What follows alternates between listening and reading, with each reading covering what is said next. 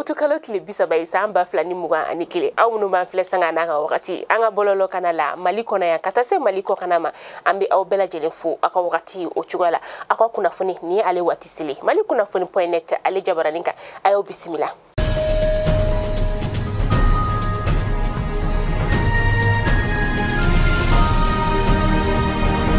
Anga bi kunafuna anga chamache fanga jamana nyama koro fukata se anga ministry nyama koro o masani mafla nukoni ulukoni lablala ubisen fenkadio beseka oke ukon tumbe la koloshili o konnala abe kalo durubo banda u fukata se moktara wanma ningoni kunafuni sedao ma ulukoni ye abla kayira ka fokube anga jamana marabaka fu ukani wali ya nyuma ula ukon kilenuka wali asugu bela jinenge wala sani mafla nunu ube bla uga jamana nyama koroya ni uga ministri nyama koroya mina o konnala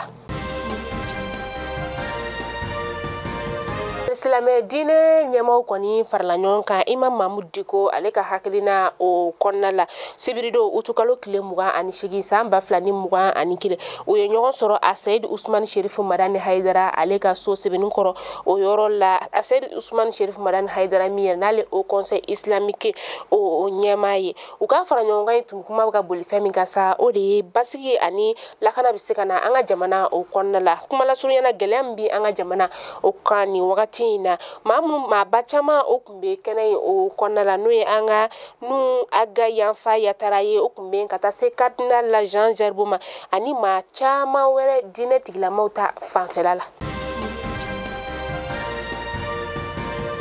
abe kile konoton tumbo ni Bamako ni Dakar sira koni o geleya tumbe o la bolma fembola ulu bolo kerenkere na sa bolma fembola bo si juma do utukalo kile muga ani wolo vla samba flani muga ani kile ayira la ka fa ko benga kuma o temena anga jamana marabagaw ni Senegal ka jamana marabagaw ulu ni nyonje o de la fora ko bisira o bina labla juma temene o la akoni yira la ka fa bolma fembola demsen nu fe fota se degede ulu masa ko ningon kera geleya baye uluma kasabu yake aye dankari uka sorola Minisuma bi tene utukalo kile bisaba samba flani muga anikele ulukoni seben furabo kalo saba o konnala minabe yira kafo ko dankarla bunara madenya konona ula Nations Unies ale kelenkani franyonga sa yira la kafo ko kadamne avril kalo kile folo fukana bla juin kalo kile bisaba ula ko do farala bingani wale o kan kemesara muga ani duru o farala ka kalo folo kana se kalo flama kana se fo kalo sabana ma samba flani muga nikele o konnala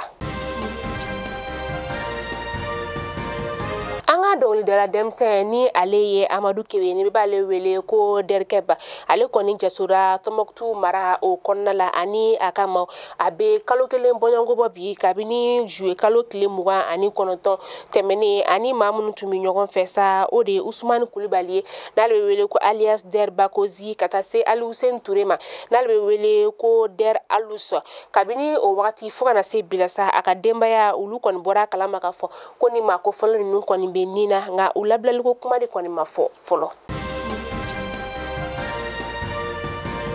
amita ko kan kibarula amita kongo kaw feno uga bagi kimeli bara ulu damnena bi sogoma daina ayirala kafo ko kalande ba bishegi ulu de koni klala kalanso ba fla ani kemelani biduru ni woro ni nyogonche ni wakati na coronavirus bana kun keleno ka geleyata ninka kalande ulu segerena kun kera sawiye ka geleya bado uka kalankula